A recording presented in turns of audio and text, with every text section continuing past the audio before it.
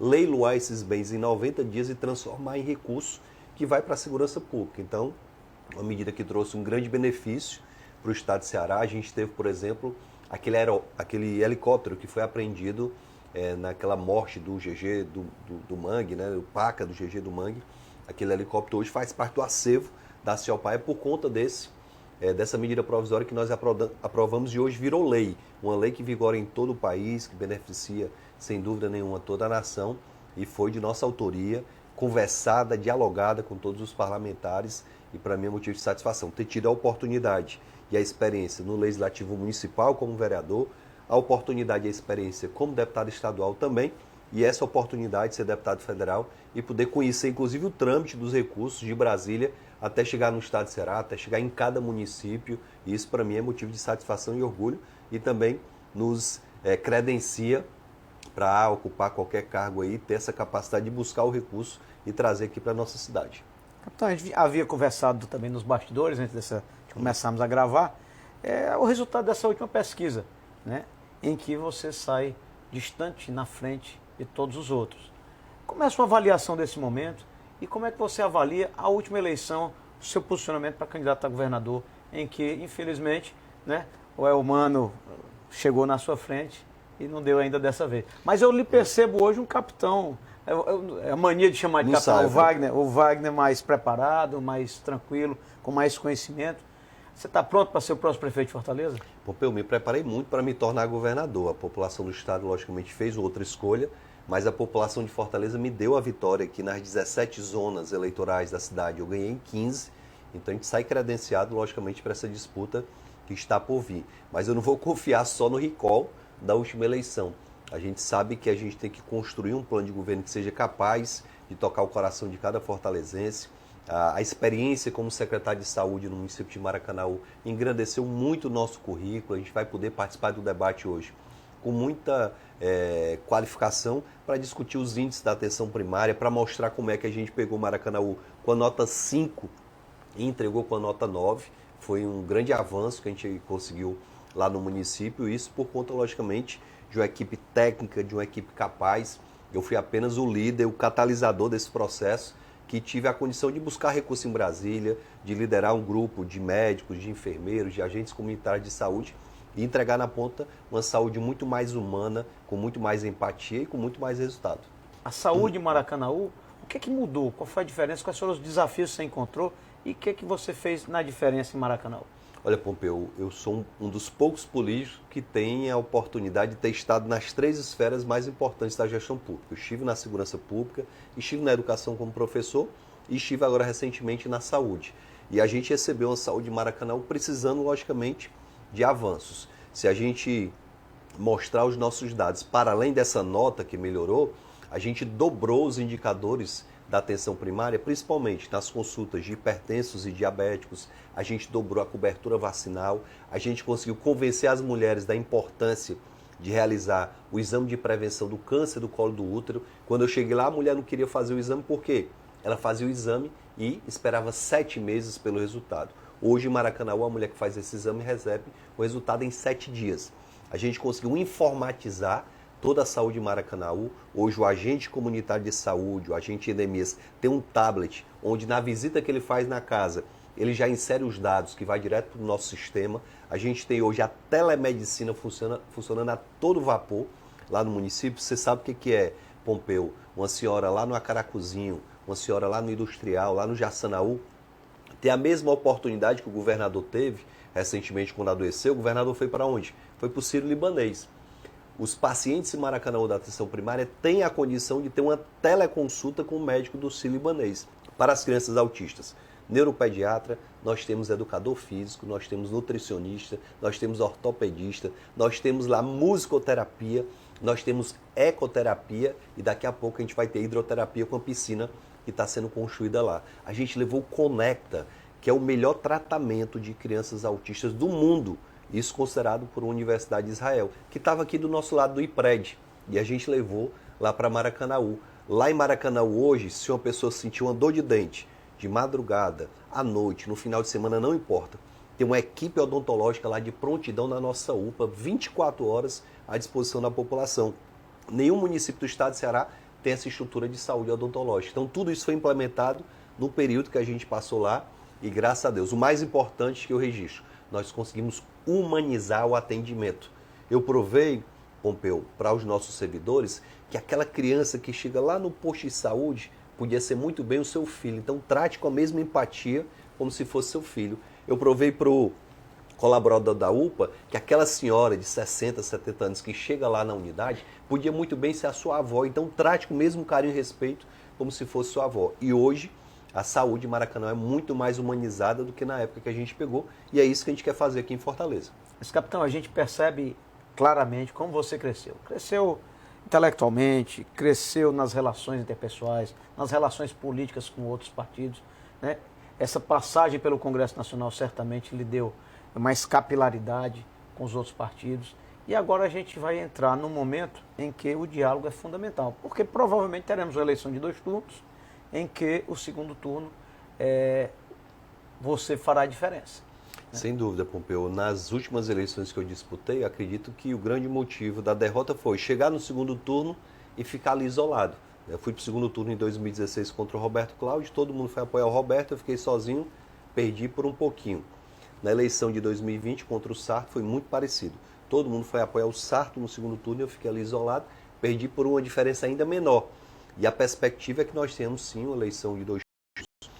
A gente tem demonstrado, como demonstrei lá em Maracanã, 2023, recebeu 4 emendas parlamentares. A minha gestão em 2023 subiu para 30 milhões de reais de emendas parlamentares. A nossa boa gestão também fez com que o recurso da atenção primária aumentasse em 40%, porque a gente alcançou os indicadores que eram exigidos.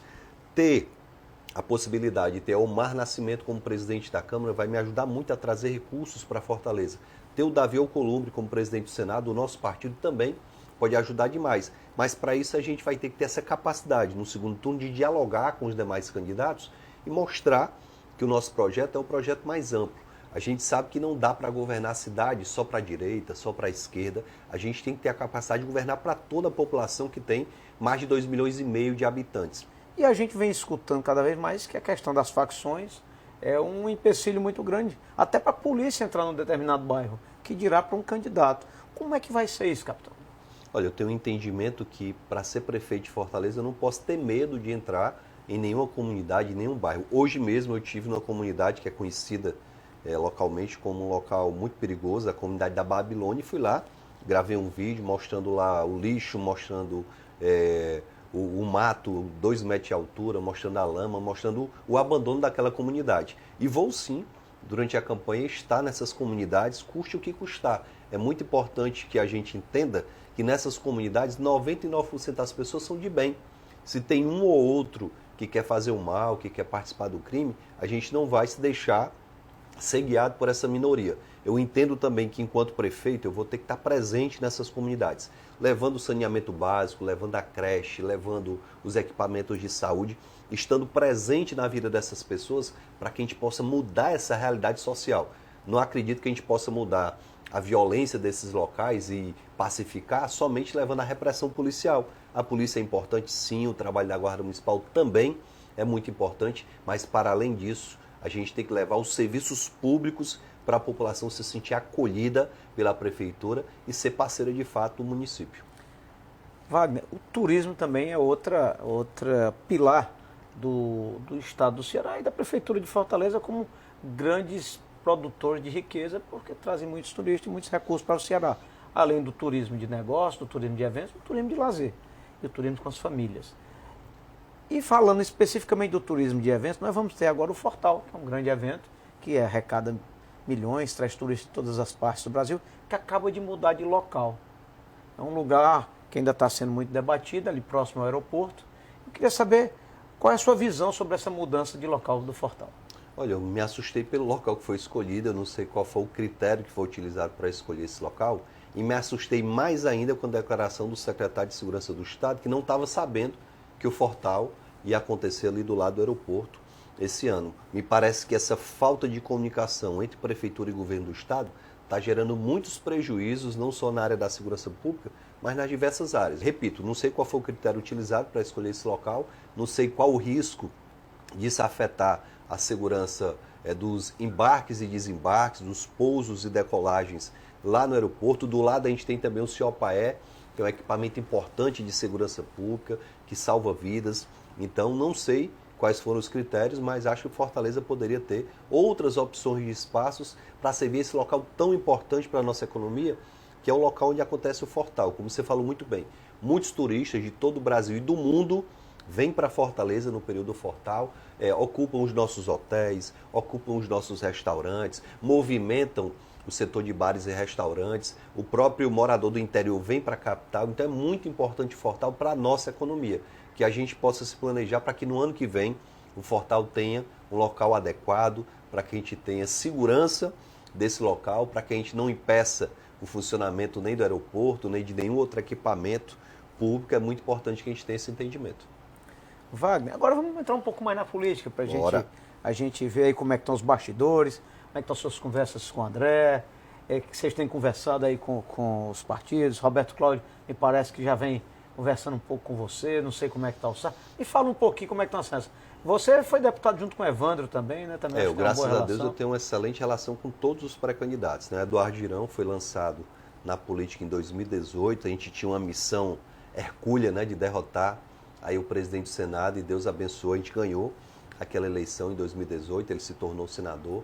Eu tenho excelente relação com o André, eu tenho uma excelente relação também com o próprio Evandro, porque fui deputado estadual junto com ele, com o Sarto também. O próprio Roberto Cláudio era presidente da Assembleia quando eu cheguei a primeira vez na Assembleia Legislativa, então tenho uma boa relação com todos esses políticos e estou conversando com todo mundo com devido respeito, entendendo que cada um vai defender o seu projeto na eleição que se avizinha.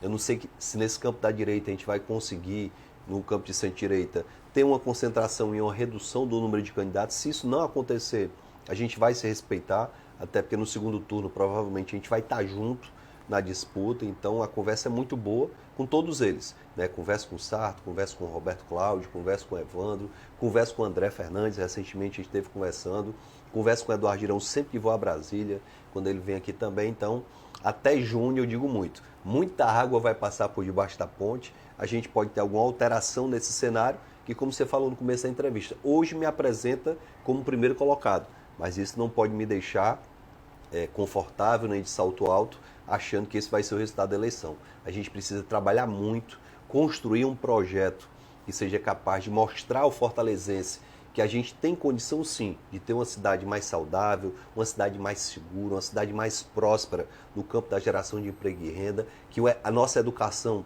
se torne uma referência de fato. Você conversar com os professores de Fortaleza, Pompeu, e escutar que tem alunos na quinta série, no quinto ano, que ainda não sabem ler e escrever, é preocupante. Como é que esse aluno chegou ao quinto ano sem saber ler e escrever? Então a gente vai ter que mudar o formato dessas avaliações para que o aluno que realmente tenha condição, ele possa passar de ano. Aquele que não tem, a gente não pode passar a força somente para receber recursos do governo federal. Então alguns critérios vão ser estabelecidos para que a gente tenha uma educação de qualidade de fato.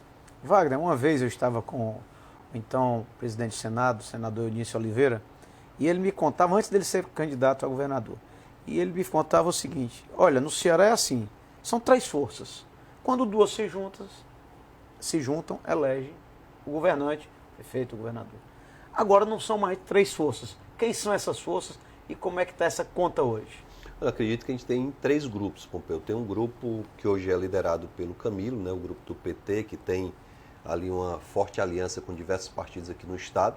A gente tem um outro grupo que é liderado ali pelo Ciro e pelo Roberto Cláudio, temos o Sarto também como integrante, e temos o grupo, né, do União Brasil, que é muito forte. Temos também o PL com muita força, um partido grande aqui no estado, que hoje vai lançar uma candidatura, hoje tem um pré-candidato lançado, então a gente tem 4 forças.